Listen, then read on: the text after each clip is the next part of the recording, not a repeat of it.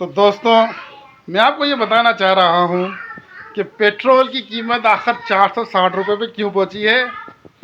भाई हमारे पड़ोसी श्रीलंका, बांग्लादेश, अफ़गानिस्तान, इंडिया सारे हमारे पड़ोसी हैं, लेकिन उनका रेट क्या है पेट्रोल का और हमारा रेट क्या है। भाई जंग तो पूरी दुनिया में है, फिर पाकिस्तान पे इसका नज़ला इतना क्यों गिरा है। मैं इसकी आपको तफसील बताता हूँ। कहानी कुछ ये है, आधी बताऊंगा आधी मैं नहीं बताऊंगा, सच्ची बात है। कहानी कुछ यूँ है कि मैंने कल चैट जीपीटी से पूछा कि भाई पाकिस्तान में पेट्रोल का रेट क्यों बढ़ा है, तो उसने पूरी तफसील बताई।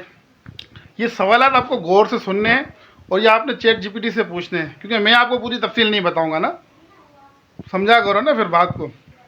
तो चैट जीपीटी से मैंने पहले सवाल किया कि भाई आखिर क्यों बढ़ा है, तो उसने मुझे बताया कि ये वजह है। तो फिर मैंने पूछा कि आलमी मार्केट में इस वक्त क्या रेट है और जंग से पहले क्या रेट था। तो उसने कहा कि $55 फ़ी बैरल था जंग से पहले, यानी कि 2 महीने पहले, और आज $110 है। तो फिर मैंने पूछा कि ये जो इतना रेट बढ़ा है, इसमें पाकिस्तान में जब तेल आता है ये कितने में पड़ जाता है सारा मिला जुला के। तो उसने पूरा हिसाब लगा के बताया कि भाई सारी चीज़ें मिला के आखिरी में जो बचती है वो पेट्रोलियम लीवी बचती है, जो हुकूमत का टैक्स होता है, उसको मिला के जो कुल कीमत बनती है वो बनती है 330 रुपये। तो फिर 460 रुपये किस खुशी में है। तो फिर मैंने चैट जीपीटी से पूछा। अब चैट जीपीटी की भी एक कहानी है कि वो आपको सारी बातें सीधी सीधी तो नहीं बताएगा, उसकी भी वो आदत है कि उससे भी निकालनी पड़ती है बातें ना। जैसे कहते हैं ना, सीधी उंगली से घी नहीं निकालता तो फिर टेढ़ी से निकालना पड़ता है। तो फिर चैट जीपीटी से आप घुमा घुमा के जब पूछोगे ना, तो वो फिर आपको जवाब दे देगा। तो मैंने भी कुछ घुमा घुमा के पूछा, तो फिर उसने बताना शुरू किया, मवाजना भी किया कि भाई श्रीलंका वगैरह में जो पेट्रोल है, मैंने पूछा कि भाई जंग से पहले वहाँ जो रेट था अब जो है, और वहाँ कितना बढ़ा है, पाकिस्तान में कितना बढ़ा है।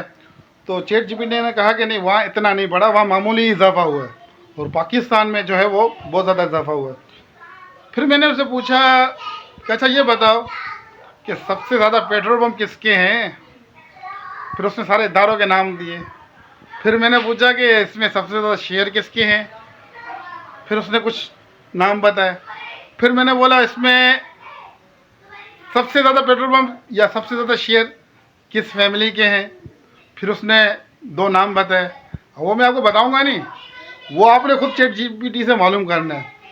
और फिर मैंने पूछा कि आखिरी 2 महीनों में किसके अकाउंट में, किसके असासे में सबसे ज़्यादा इजाफा हुआ है।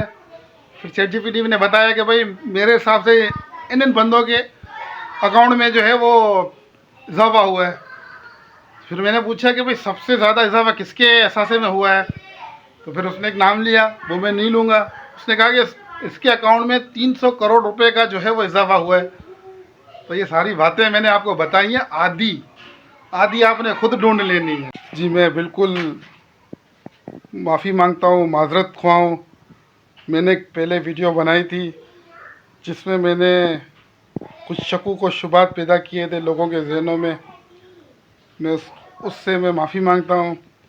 और हुकूमत के हज़ारों मसले होते हैं और ये हुकूमत को ही पता होता है, हम जैसे लोगों को क्या पता कि हुकूमत की क्या मुश्किलात हैं।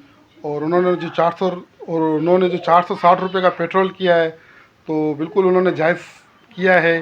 और मैं एक बार फिर सबसे माफ़ी मांगता हूँ कि मैंने लोगों के दिमाग में शुकूक व शुबात पैदा किए।